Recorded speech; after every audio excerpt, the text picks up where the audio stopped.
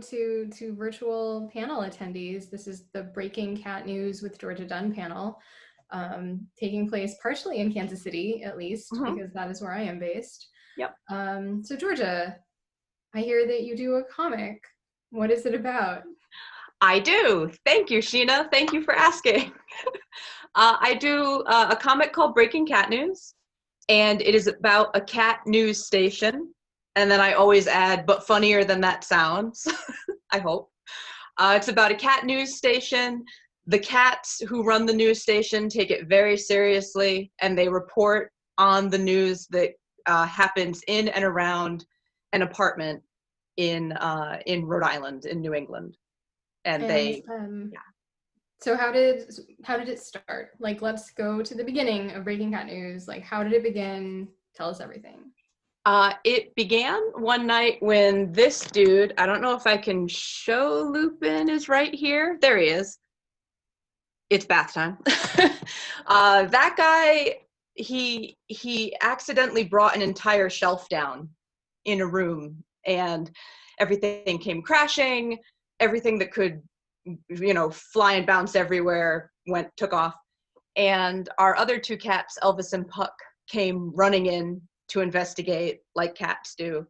And I started sort of doing like an old-timey reporter voice for each of them while I was begrudgingly cleaning up the shelf with my husband. And we were both laughing about it. And then I tweeted it, and I think the first headline I had was something like, everything's broken and we don't know who did it.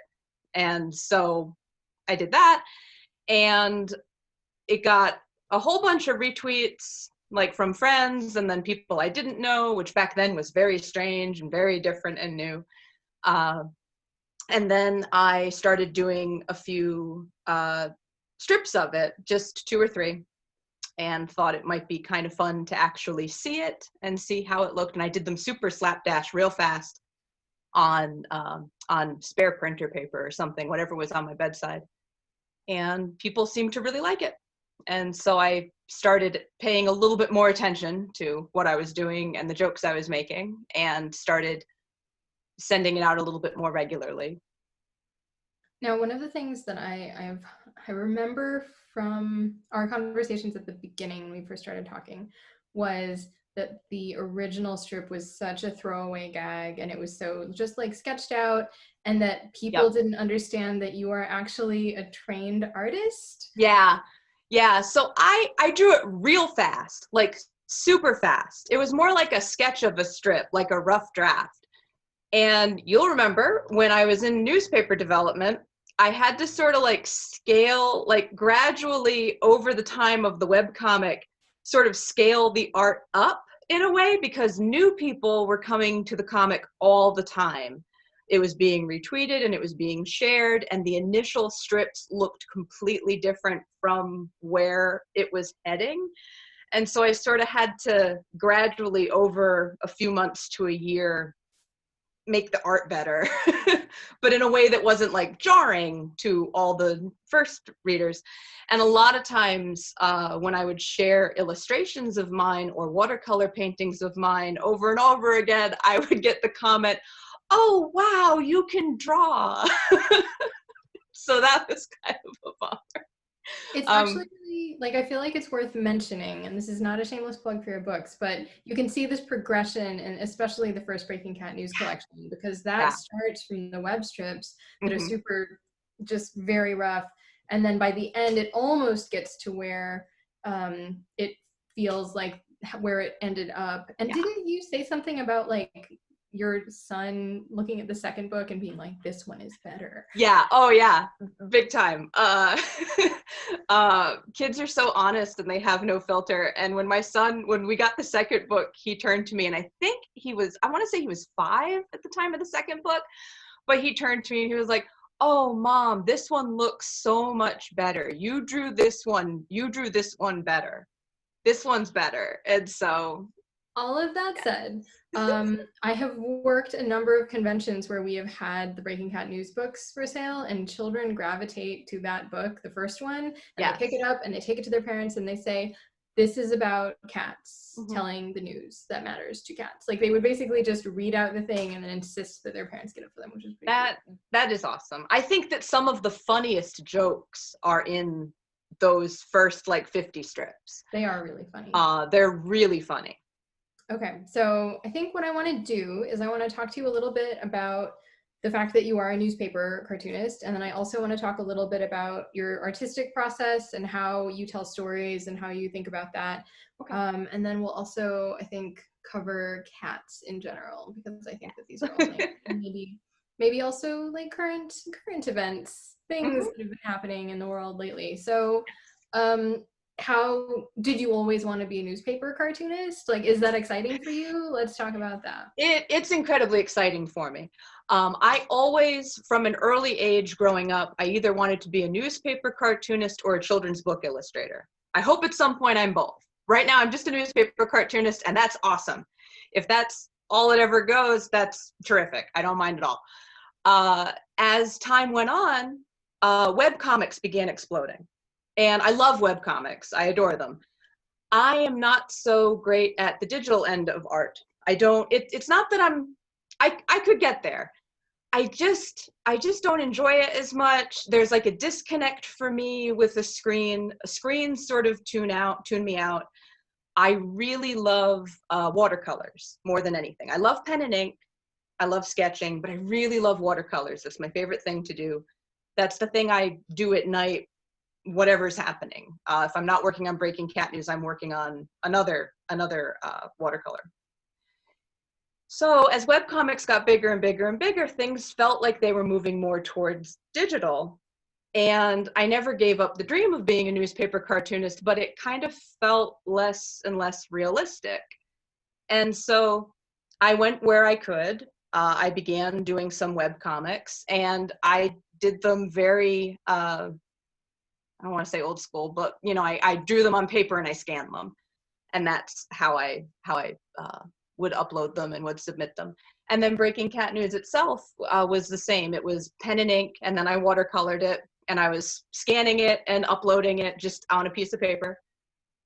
And I don't know why I kind of felt like all comics in general, web comics or newspaper comics, just had to be digital. But I always felt like that was going to be a huge hurdle for me. I felt like it kind of kept me out of it in a way that I had accepted. Just was like, well, oh darn, you know. I will say that when we were working on development, that was one of the things, like we had tried to, I think for context, like you had a lot going on when we started the strip. Yeah. You, I think, had a couple of cross-country moves with an assorted number of small children and cats. So many small. I was pregnant. When you reached out to me, I had found out I was pregnant like 3 weeks before that.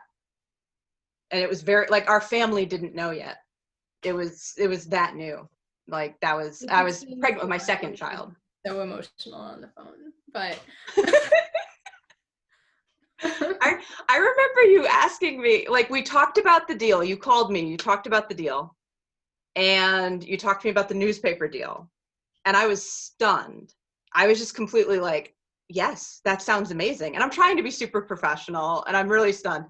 And I remember you called back like a couple minutes later, and you were like, just to be clear, are you excited about this? Are you okay? And I was like, yes. And I remember I was like trying to stay calm, and I was like, yes, I am very excited about this. But if I freak out too much, I won't be able to write the comic. So I think that I don't know if I ever explained to you why I had that callback, but like part of that is just there are not a lot of people who are approached for development deals. Yeah. And even a smaller number of those people actually go on to have a syndicated strip. So you seemed a little bit in shock, and I was stunned. A bit worried. I was so phone call. Like, it was very cool. Yeah. I was so excited, and we didn't know each other as well as we know each other now too. So I was trying to be like, I was guessing at a lot of things, and I was like, okay, I need to be professional. I need to be serious. Because, you know, when you read like Breaking Cat News, you immediately think this is a very serious person. This is the most serious person I've ever met in my life. Like, nothing. This is So like you're on the phone with me and like cut to me, I'm like wearing Groucho Marx glasses and a suit and tie. I'm just being very like. That's very professional. A suit and Very tie. professional. Business. That's what a business person looks like to me. Yeah. Like we all filter our like it's just the Muppets, but in Yes. suits. Yes, just Guy Smiley and being very calm. And so yeah, I was really stunned when you first reached out to me and you emailed me. I've told you this, I think. I thought friends of mine were playing a prank on me. And so I was like, it was like 1 a.m. My son had just been up with something. He was like 15 months old. So he was up every 10 minutes. And I was just kind of Googling like SHENA WOLF, Go Comics. Like I knew Go Comics because that's how I read Calvin and Hobbes as an adult. I had all the collections and whatnot, but that's how I was reading it daily. And so I was really surprised that you had reached out to me for just web syndication. And then when you contacted me again and, you know, we're asking would I want it to be in newspapers, it was surreal. It was amazing, but very surreal, where I was just like, oh my gosh, like how is this even real life? And it was Credit great. where credit is due. John Glenn is actually the person who had been, like, he'd been reading the webcomics, and he's not a cat person, and he'll tell you this immediately, Yes. unnecessarily quickly, that he's not a cat person. But he felt like your storytelling was so solid, and the way that you did jokes was so solid. And so I think that will be a good segue into the next bit, which was Yay. you had a lot going on when we started the comic, and we have a color department that will do color for most of our daily strips. Yes. And so you, because you had all this stuff going on, we suggested that perhaps we could take that part over, and then you would have more time, because at that point, what ended up happening, and I will skip to the end so there's not too much tension, but then we'll talk through it. You made it very clear that like that part of it is really what you like that's like your reward for doing the rest of the stuff. We hadn't realized that, so we'd like taken away this thing that you really like to do, and then we did it in a way that wasn't doing what you would be doing, because you tell stories with color and with everything and every panel, and the way that you lead the eye through the strip. Like, I don't know a lot of people who are thinking about the composition of everything in the way that you do. Thank you. And when you had offered to take over the coloring, I at the beginning too also was initially on board and thought that this was going to be great, and didn't realize how much of really small details really went into the coloring part and the patterns that I pick. And especially the color red sort of moves the eye. And I have to do a quick shout out thank you to Miss Matasha, my high school art teacher, who I absolutely loved. And she really used to focus on that in different drawings and paintings that I did back then, and really kind of compliment where I was moving the eye around. So I try to have something bright sort of catch like one angle, and then it's hard to kind of explain, but it really is like if someone goes back to the comic now and they sort of look at it, you'll see like a swoop in some of the action and where some of the reds kind of end up, and lot of little actions with Pucky's little arms and moving and sort of like pointing to where the eye should look next. And a lot of the details that I pack into Breaking Cat News are joke oriented, and I'm trying to hit 3 to 5 punchlines a strip if I can, like maybe 2 sometimes, but I'm really trying to hit a lot of different punchlines, just the way I tell stories, the way I tell jokes. And so I want jokes in there that are entirely visual, that there's no verbal cue for, that the eye kind of runs over and then it like hits you really unexpectedly, and like panel 2, there's this random ridiculous thing that Lupin is doing. And so much of that comes in later with the colors and the details. And I think I had said in the beginning of this talk too, that I would be watercoloring at night no matter what. I say it's kind of like my knitting. You know, it's something. What is it like? What's your process like painting a comic in watercolor? Like, well, because most people work digitally, as you said. So yes. You know, like you're doing kind of a multi-step process, because for people who are watching who are not that familiar, newspaper comics are put out in black and white as well as in color, because not all papers are running the comics in color. So you have to have two different sets of files. Yes. Take it away, Georgia. Yes. So I pencil everything, write everything, and then I ink it.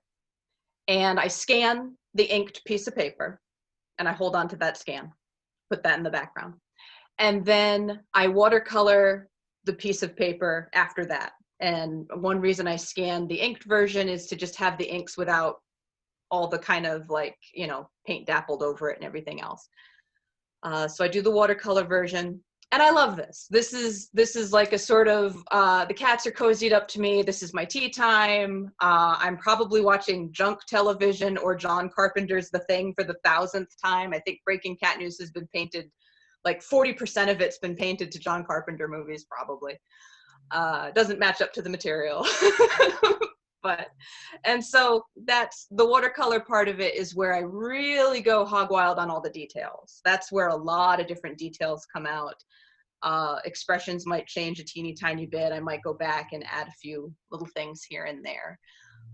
And then I scan, once that's all done and dry, I scan that version.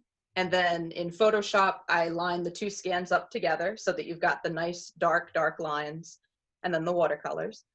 Then I put in all the font and I save the color file. And then in Photoshop, I do a grayscale version. I take out some of the eyes to make, that sounds very much more brutal and graphic than I meant. The John Carpenter thing makes more sense. There's the John Carpenter come around. But the blue eyes and the yellow eyes all get taken out to white. So there's a little bit more contrast for the black and whites. And then I bring the curves down a little bit, and Tanya, I believe, taught me how to do that. That was another thing. Everyone at Go Comics, what I knew a bit Photoshop wise.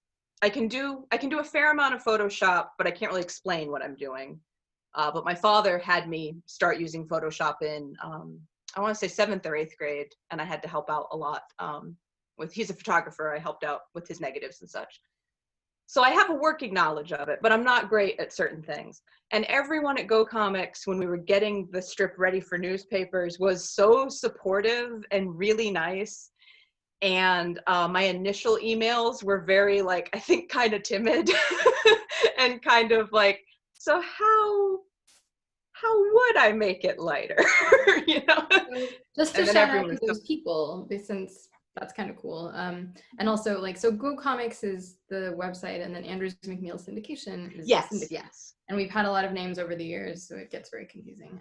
But Tanya Steffens is the production person that you've been working with, and Melissa Mallory is the person who works with you on Sundays, because we have different people working on Sundays than dailies. Tanya and Melissa are amazing. They've been so helpful. The comic would not look, I don't know, half as good as it does in newspapers without them, because they really helped me get the lines very dark and a lot of good contrasts.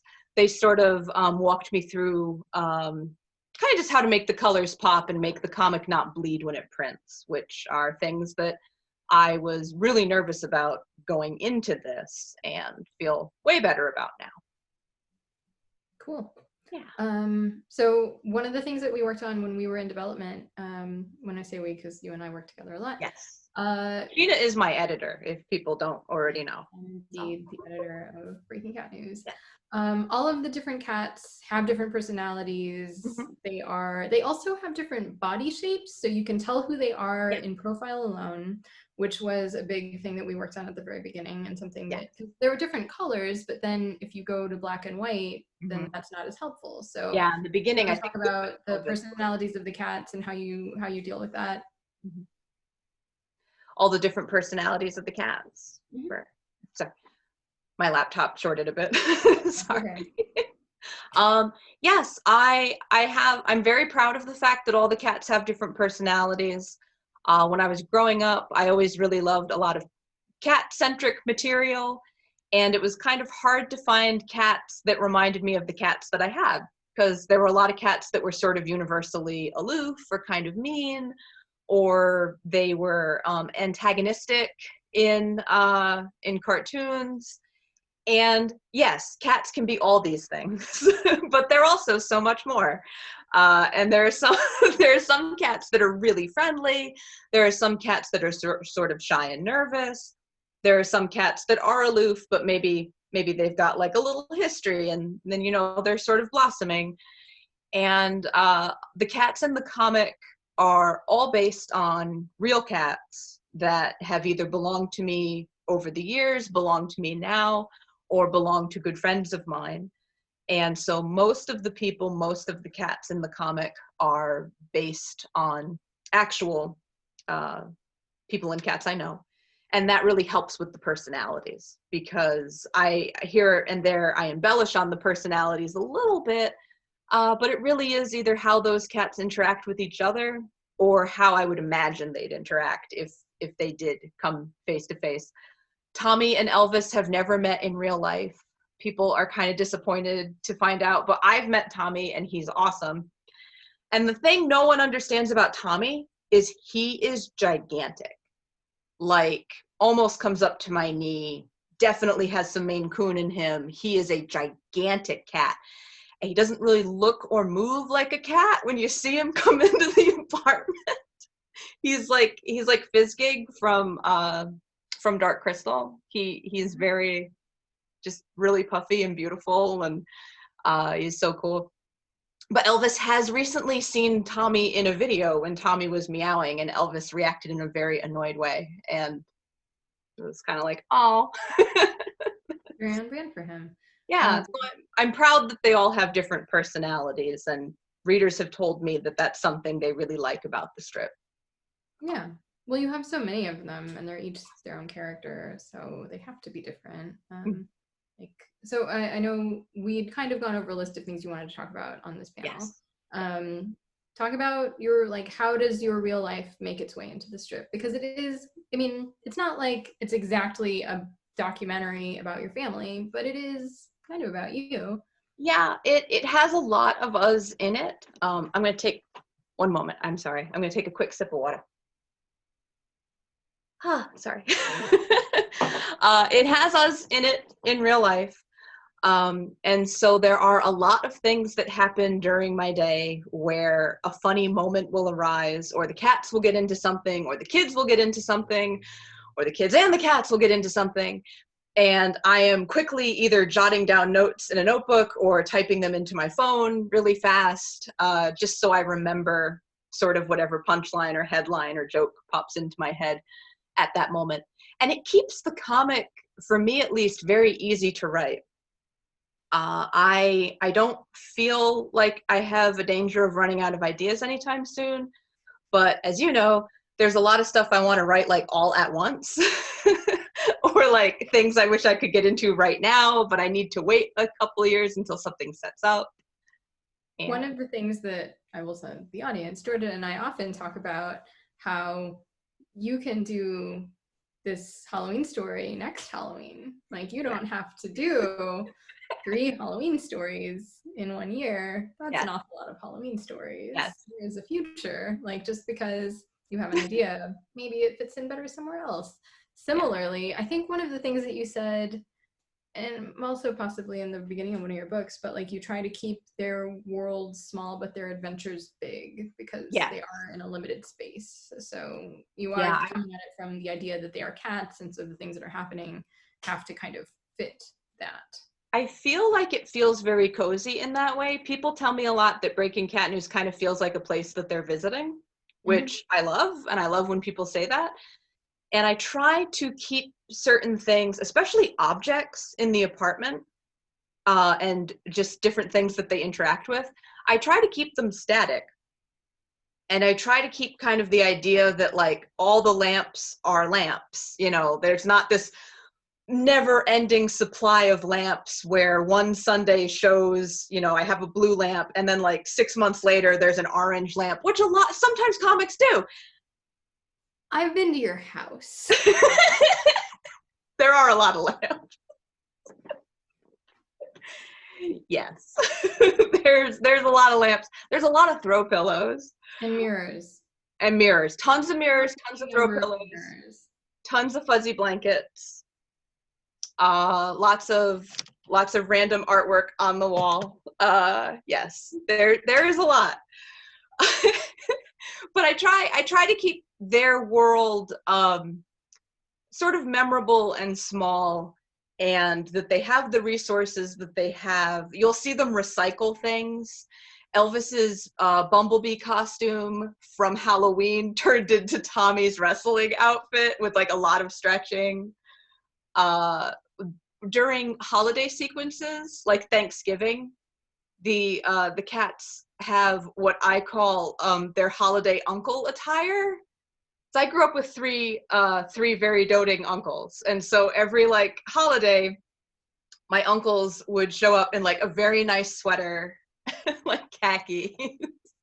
And so on Thanksgiving, you can see that like it's like a small, tiny detail, but they all have their little dress-up sweaters, but they're still wearing their same little news pants. Like they don't have an unlimited wardrobe.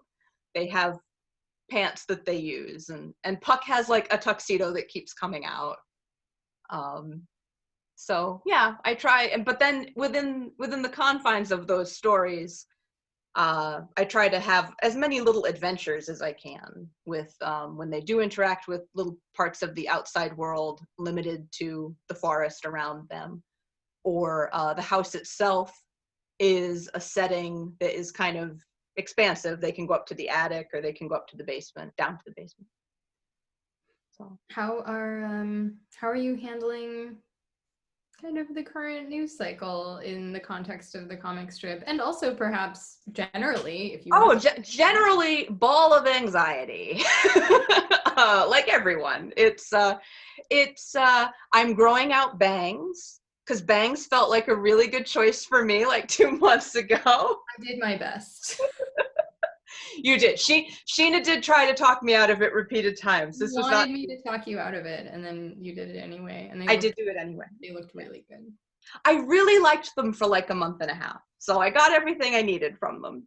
Okay. But yeah, it's been tough.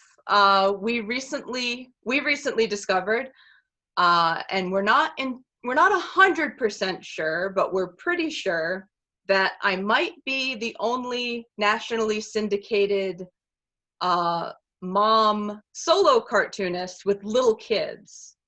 I just want everyone to appreciate the many details that are part of that statement. It's so precise. But basically, I think I'm going to be the only mom with small children, helping them with distance learning and writing a nationally syndicated newspaper strip. And drawing. Writing and drawing. And writing and drawing. That's important. Because there are other moms who do it, but they're on a team. I'm the only like solo one writing and drawing and helping small children with distance learning. There might be wrong about this. We will find out in the comments of wherever this appears online. We will find out. And I'm hoping there's at least one other nationally syndicated cartoonist mom with small children. Because like, hey, cartoonist mom date. Distanced because of everything happening. So yeah, I found that out, and that was kind of strange. Because I was like, how are the other mom cartoonists in newspapers dealing with distance learning? I should reach out to them. And I tried to reach out to them, and I was standing in a figuratively empty room. Just like, hey. So we found that out. That was the first time I've wished that the kids were a little bit older in the comic, because it might be kind of interesting to show distance learning in the comic, and that might be fun. When this airs, it will be September, and I will have been doing it for about 2 weeks. So it was a disaster this spring. So like, we'll see. Thanks so much. It'll be great. I tried. Yes, and then also early on to all of this, when this was beginning, I kind of had to decide if I was going to acknowledge what was happening at all, or if I was going to just sort of keep the cartoon in an alternate timeline, which, you know, a lot of, some cartoonists have really brought coronavirus in and made it like a daily thing. Some cartoonists have kind of kept it like a static, like safe place where you don't have to worry about it. And I think that that's important too. I chose to sort of it's not exactly affecting the cats, but they can see what's happening with the people. And so I have the most I've had strips where we are up late at night, or we are trying to work from home and Lupin keeps jumping on the laptop. I've had some strips where we had to wear masks because Trevor's woman and Tommy's woman were interacting through a window. We've had Skype calls with the Nana, who is a character based on my mother, and her effect on Elvis. And yeah, so some of the actual real world news cycle has come into the comic the last few months, just so I can kind of acknowledge to readers, you know, hey, this is really hard. That's kind of, when I did choose to acknowledge it, I wanted to sort of acknowledge it in a way of like, whew, this is a lot, huh? And so that we just, for a moment, all kind of feel it a little bit, that, you know, readers can see the people are going through things that they're going through. And so that, like, I can see in comments when it posts on Go Comics, readers kind of like, yes, this is how I feel seen. Because then that makes me feel less alone. And it's just kind of a nice sort of social circle. You have a very strong online community. Like, what has that been? Like, it's not something that's a given. Like, there are a lot of people who have comics that are very successful that don't have, you know, 400 comments and people who know each other. And I think a lady brought you dolls of the cats at a show. And, you know, like, people cosplay as your characters. It's amazing. I've been incredibly lucky. I've been very fortunate that somehow Breaking Cat News has managed to sort of draw in some of the nicest people online. I've had people say, like, this feels like the nicest corner of the internet, and I've looked around. I've been on the internet, and they might be right. I've always, bar is on the ground, though. It is. It's like it's dug. The bar is on the ground and rolled into a ditch. Like, the bar is so low. But the Breaking Cat News readers are so kind and lovely and generally supportive. We have, I think the only time we ever really see kind of like you know, you'd see like a little bit of sniping, are the Christmas threads. We notice it every year. I know you and I notice it, and my husband Ryan and I notice it. We kind of prepare for it. There is a little bit of sniping around Christmas and the holidays, and I think it's because everyone is stressed out. And so that's one of the only times every year that we see people maybe get a little snarky, but then we kind of see a lot of like kindness even there too. I had two readers who, it wasn't even like an internet fight, not even close to an internet fight, but there was more of like, it was like a small tiny blip of internet unpleasantness on a thread about, I had some limited edition prints coming out. And so one reader was asking about them and another reader kind of answered, and it was, it was so small, I don't even really remember the details of it, but it was a little quick headbutting. The reader who answered her and then they sniped a little bit, she ended up buying an extra print to send to the other woman as like a, hey, I'm sorry. Like, that wasn't cool. I didn't mean that. Like, here, you have a limited edition print too. And those prints are hard to get. I always say, like, if I was trying to get the prints, I don't think I could do it. Like, they're very, very good at like kind of waiting them out and grabbing them up. And she grabbed up two. And we just mailed it. It took a couple of months because I reached out to the other reader, and very wisely, she assumed it was a scam and that I wasn't really me, which is good. You know, people should be careful of stuff like that on the internet. But it was me, and I was sending her a print from the other reader. And like, that's just so lovely. Like, when it's just so lovely. And a lot of them email on their own now. We've had readers who have met up or have been traveling to a certain city and knew other readers were there, and so they got coffee. It's incredible. It's just wonderful. And I really appreciate it because it feels bigger and outside of me. It doesn't feel, I'm so grateful that they all happen to like the comic so much, but I'm also really grateful that they like each other so much and they're so kind. And this is how I feel about how you are friends with some of the other cartoonists that I know, and that you all get along and are nice to each other as well. So the other cartoonists are very nice. They make it very easy. I don't think we don't have any like mean cartoonists that I can think of. I mean, if we did, I would absolutely not be talking about it on a panel on the internet. Like, but that's how good it is, though. I can just be so like, everyone's cool. Everyone is lovely. Everyone is just the nicest. Super true. That's true. But that's how nice they are. I don't even worry about it because I'm like, oh. So what are you excited about for? Not, like, what stuff are you working on? Are there particular storylines you super want to tell? Are there projects that you haven't gotten to do that you want to do? Like, what are you excited about? I'm very excited because I'm about to start a series of strips that when this airs will be like a week or two into, I think. And it's an adventure that is much more surrounding Beatrix, and it brings in a couple of the wild creatures again, and so the cats and the wild creatures interact a tiny bit again, and I'm very excited for that. I'm really excited that the Christmas special this year will be, and it's not a big spoiler because longtime readers know and they've been waiting for it. The comic Breaking Cat News has a comic or a story within a story.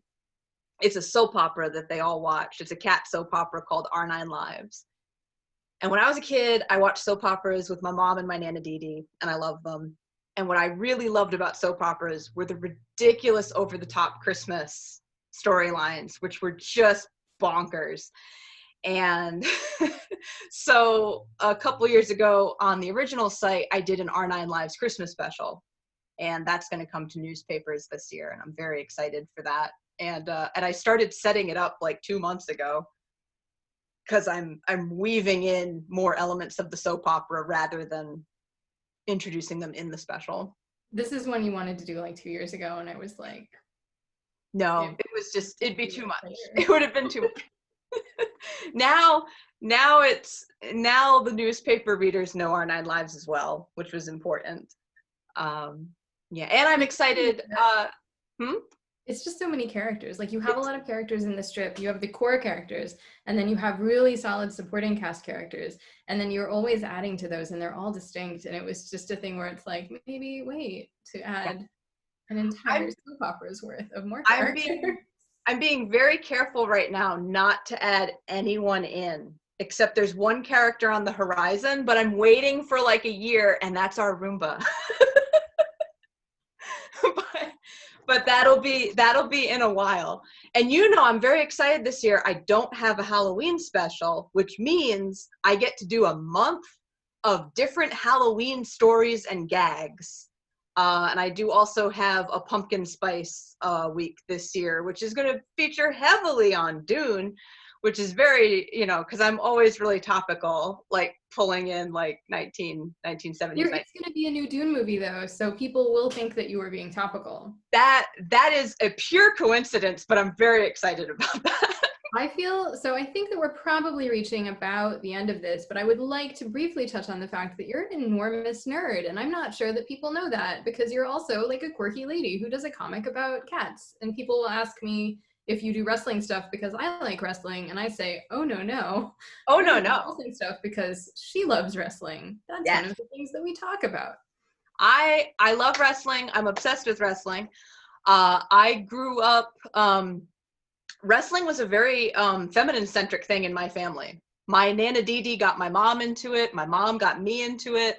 I watched wrestling on Saturday mornings with my mother and my Nana. It was a very much like, one, they like soap operas. 2, it's full of hunks. Three, you don't need another reason. It was just great. And so, yes, I love wrestling. And there is, all the characters have little wrestling personas that come up. And I've gotten emails from readers. I got one negative email on the wrestling once. All the other messages are very excited from other people who like wrestling. But one person was like, I can't believe that you're trying to just trend with WrestleMania, like, you know, and I was like, oh no, I love wrestling. WrestleMania is like my Super Bowl, when I write Halloween strips, I'm celebrating Halloween, and when I write wrestling strips, I am celebrating WrestleMania, even though, as you know, I'm much more into AEW now. Yay. But generally, like, you love all sorts of, like, science fiction, the Dune thing, though you've never read it, which is weird. Yeah, it's, one of the things that's really kind of awesome and that I really appreciate from you and from John and from everyone that we work with is how much I've just been allowed to be myself. And there's been very little reining in, which even friends who know me are like, wow, they let you bring that up in the comic. And the best way to show this is readers initially, when I was getting a newspaper deal, readers were really nervous that the comic was going to get like watered down, or it was going to get changed into like a 3-panel and a punchline shtick. I mean, I think even in the beginning, I kind of, in the development deal, started writing a little bit like that. Yeah, and you have some roughs that are bad. Yeah. They're just like, oh, you took all your special stuff, and then you like Yes. said, this is what a comic is, and then you did that, and I think that was the note I gave you, where it's like, don't do Yes. that. Almost immediately, you and John reached out and said, no, we've given you a syndication because we really like the way you write. Just write the way you write. Put the punchlines where you want to put them. Because I was worried because I pack in a lot of jokes, and that was great. And so I just kept doing that. And if anything, I think I've revved it up. I had someone tweet once, and I was incredibly happy reading this. They said, Georgia Dunn of Breaking Cat News packs more gags into one panel of a 4-panel strip than some comics do all week. And I was just like, oh, that's so nice.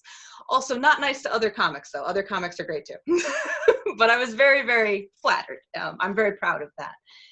And so readers were worried it was going to be watered down. They were worried it was going to change or you know, I guess get more mainstream something. But fast forward 2 or 3 years, and I had one of the biggest jokes that landed last autumn, and there were so many comments on Go Comics. I got emails, I got tweets, I got Facebook stuff. I had people reaching out to write me. People just went wild for this joke.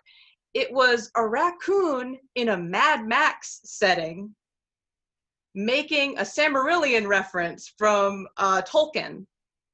And he made this joke about the Silmarillion, and it's sandwiched in the October 2019 strips, if anyone wants to go back and see that storyline. But I have a Mad Max styled raccoon making a joke about the Silmarillion, and it landed, and people loved it. I got so many comments. That's weird. Like, that's like, I don't think you could get more like me if you know me. And so that, I don't know, that just sounds really great and really exciting. And I'm really happy that I can sort of pull all of these things that I love and put them into the comic for cats in a way that kids might not understand, that the raccoons are all post-apocalyptic. And that's the joke, because they're little trash kings and they make things out of trash, like a Mad Max world. Kids might just think they look cool and they're funny, and then they can find out Mad Max later. But like adults will see that and think it's like really cute, and then all the Tolkien references and all the different things that come in. I throw song lyrics in a lot, and that's like there was a spider on the ceiling, and so the little scroll was saying, "Ooh, what a feeling! There's a spider on the ceiling." Like, and I don't know. I feel very lucky that I can sort of. I would like to just point out, for copyright reasons, you do modified song lyrics that are not actually song lyrics. They're all parodies. All parodies, very loose, very loose parodies. Yes. Okay. Is there anything we haven't covered that you really want people watching this panel to know, aside from the fact that you look paper white and I am very red because I forgot that there was a red thing behind my when we started. I'm so glad you brought it up because I look like a vampire immortal, and I have been attracted the entire time to my own image on the screen because I keep thinking, what is that bright light? It's my face. It's my face. So I am already very, very pale, and I am in front of an open window. Well, closed because my neighbor decided to take this exact moment to just chainsaw their house in half from what it sounds like. But a very sunny window, very bright. Lupin has fallen asleep on my phone. And yes, so thank you for at least acknowledging how vampiric. I'm very red. Like, I think that is the thing I'm focusing on. You're focusing on how pale you are. We all have problems. I think you look great. We're all our own worst critics. I do. But yeah, is there anything aside from that that you want to talk about? I would like to angle the camera up for a moment to my Nana Didi's portrait of her giant fat cat quilt. And then I'm out. And then I'm good. I just, hey.